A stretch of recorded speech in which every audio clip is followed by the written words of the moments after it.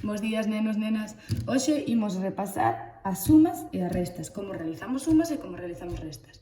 Así que para iso vamos a necesitar os nosos dedos da man ou palillos, o que vos sexa máis sinxelo.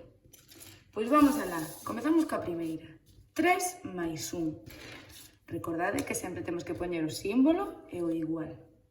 Pois vamos alá, 3 máis 1, podemos facelo cos dedos e collemos cantos dedos, nos indica o primeiro, 3. Pois collemos 3 dedos. E cantos lle temos que engadir? 1. Pois engadimos 1. E agora vamos contar cantos dedos temos en total. 1, 2, 3, 4. Isto é o total. Pois como é o total, colocámolo aquí. Vamos alá con outra. 5 máis 2.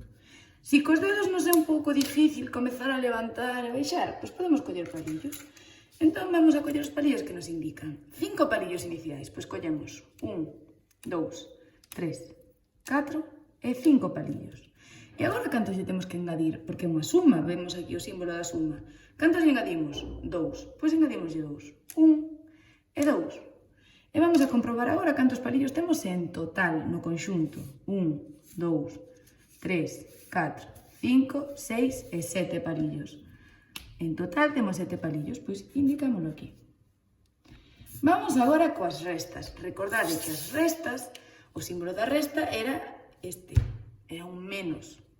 Vamos alá, vamos a poñer 4 menos 2. Para poñer 4 menos 2 podemos facelo exactamente igual, con palillos ou cos dedos da man, que sexa mellor.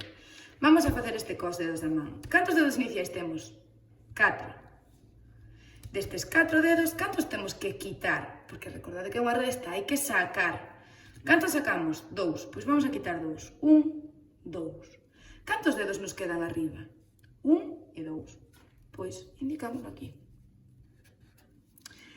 Volvo a decir o mesmo, se cos dedos da man é un pouco difícil para subir, baixar e demais, podemos facer con palillos. Vamos a coller 6 menos 3.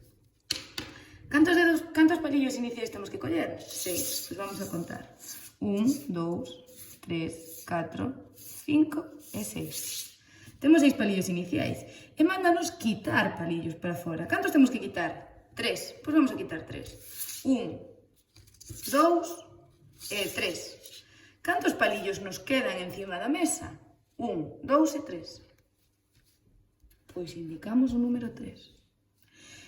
Isto é moi fácil, é cuestión de repasar seguido. Así que agora deixo vos a vos. Decidide a papás e a mamás que nos poñan algunha suma e algunha resta e practicade. Ánimo, nenos!